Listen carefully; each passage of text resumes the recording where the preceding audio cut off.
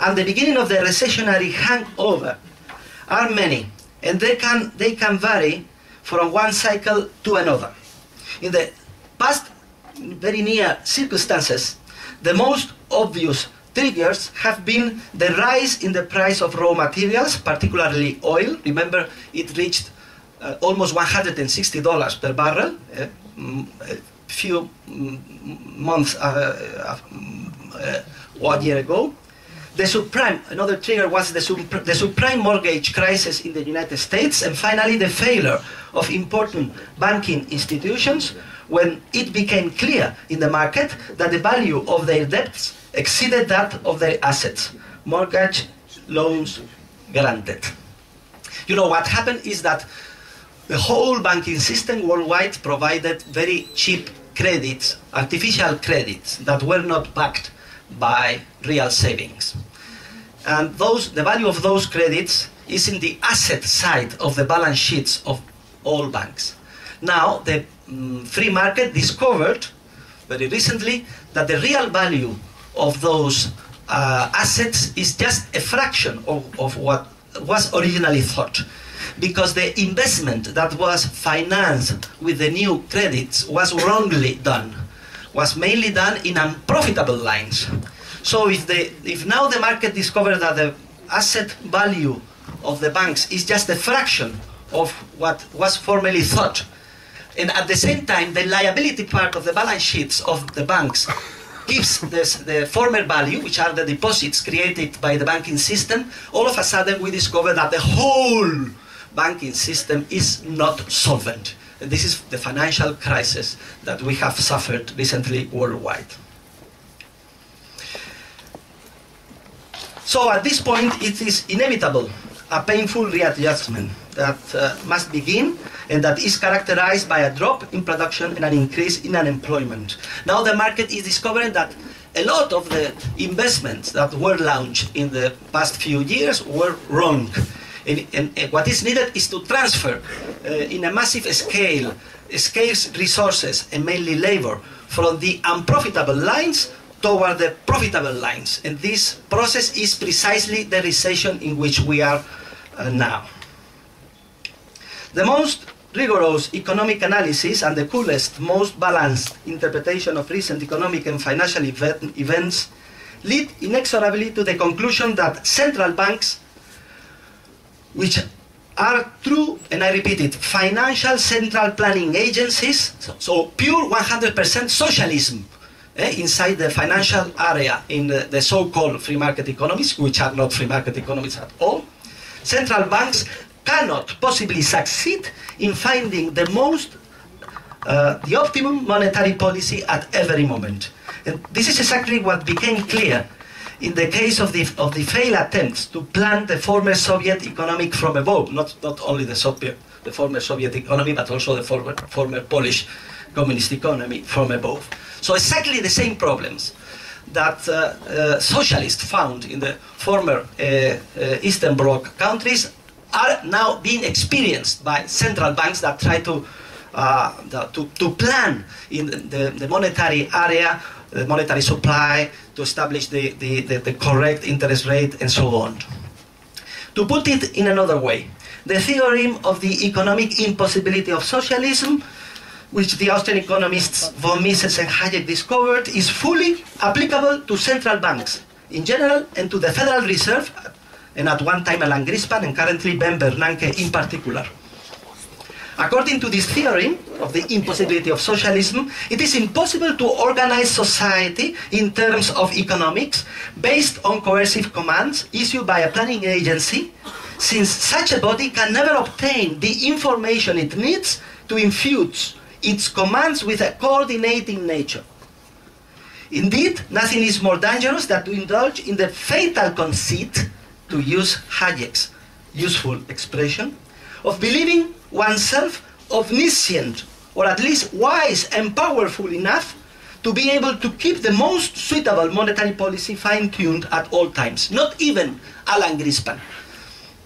Hence, rather than soften the most violent ups and downs of the economic cycle, the Federal Reserve, and also although probably to a lesser extent, the European Central Bank have most likely been the main architects and the main culprits in the worsening. And I would say they are the main responsible of the current difficult financial and economic situation we are suffering. The dilemma facing Ben Bernanke and his Federal Reserve Board, as well as the other central banks, is not at all comfortable. For years they have shirked their monetary responsibility, and now they find themselves in a blind alley.